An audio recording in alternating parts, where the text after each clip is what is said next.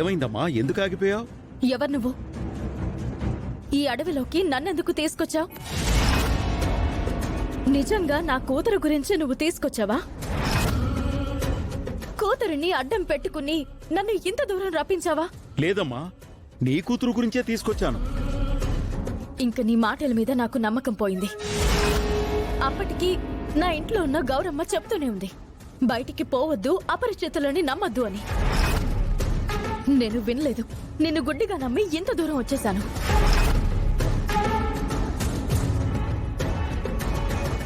జై జటా!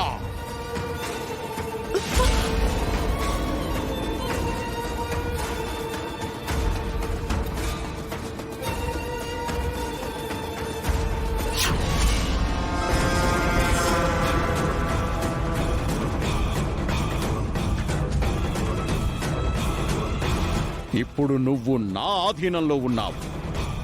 నేను చెప్పినట్టే ఉంటావు, నేను చెప్పినట్టే వింటావు. రా!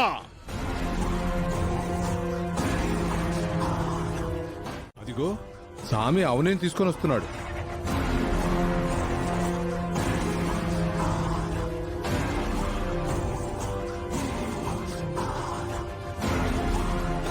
మీ అందరికీ ఇచ్చిన మాట ప్రకారం అవనిని తీసుకొచ్చాను.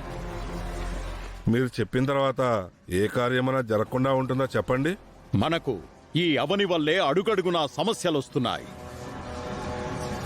వెంటనే పూజను మొదలు పెడతాను, మంత్రం చదువుతాను. అవని తన మాంగళ్యంకున్న శక్తినంతా కోల్పోయేలా చేస్తాను. ఆ తర్వాత తనకు తానుగా మంగళసూత్రాన్ని మెడ నుంచి తీసుకునేలా చేస్తాను. అవని నా ఆధీనంలో ఉంది కాబట్టి అనుకున్నది జరిగేంత వరకు నా మాటకు ఎదురు అడ్డు చెప్పదు. అవని, పూజను మొదలు పెడదాం. కూర్చో. అలాగే సామి.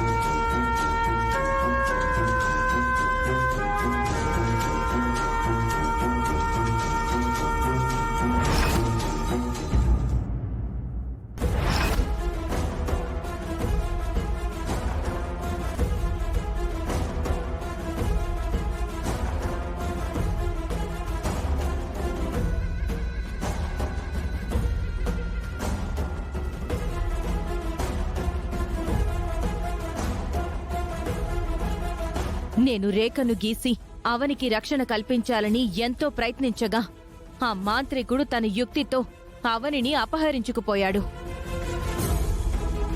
ఆ దుర్మార్గుల ఆగడాలు నా భక్తుల మీద రోజురోజుకి మితిమీరుతున్నాయి.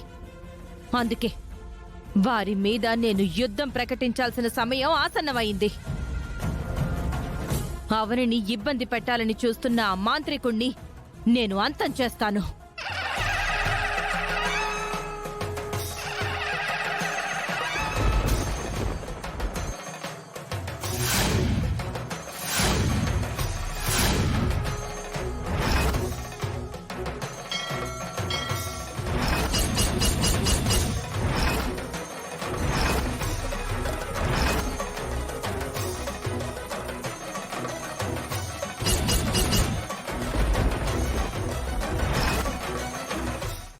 ఇంక నువ్వు కూడా అడుగు ముందుకు వెయ్యలేవు.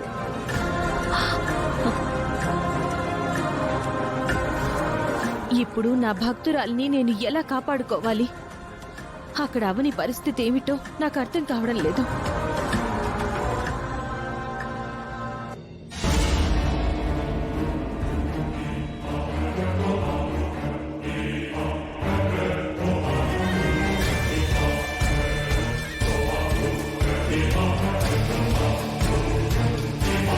జై ఛఠా!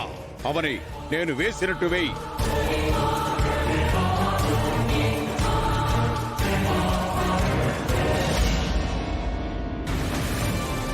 హోరాహోరీగా పూజ జరుగుతుంది. తాళికున్న శక్తి క్షుద్ర శక్తి ముందు మోకరిల్లడానికి సిద్ధమవుతుంది. అవని ఆత్మ, దేహం, బుద్ధి అన్ని సామి ఆధీనం. ఇక తాళి తెగడమే ఆలస్యం.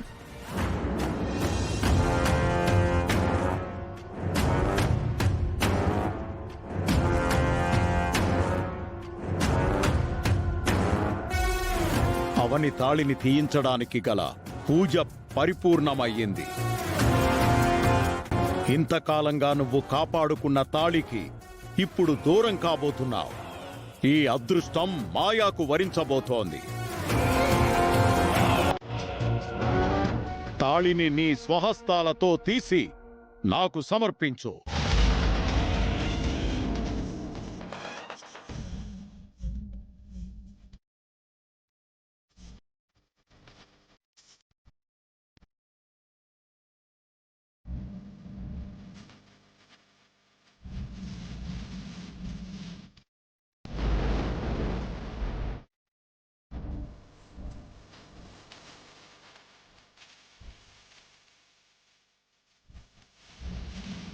ఏం ఆలోచిస్తున్నావు?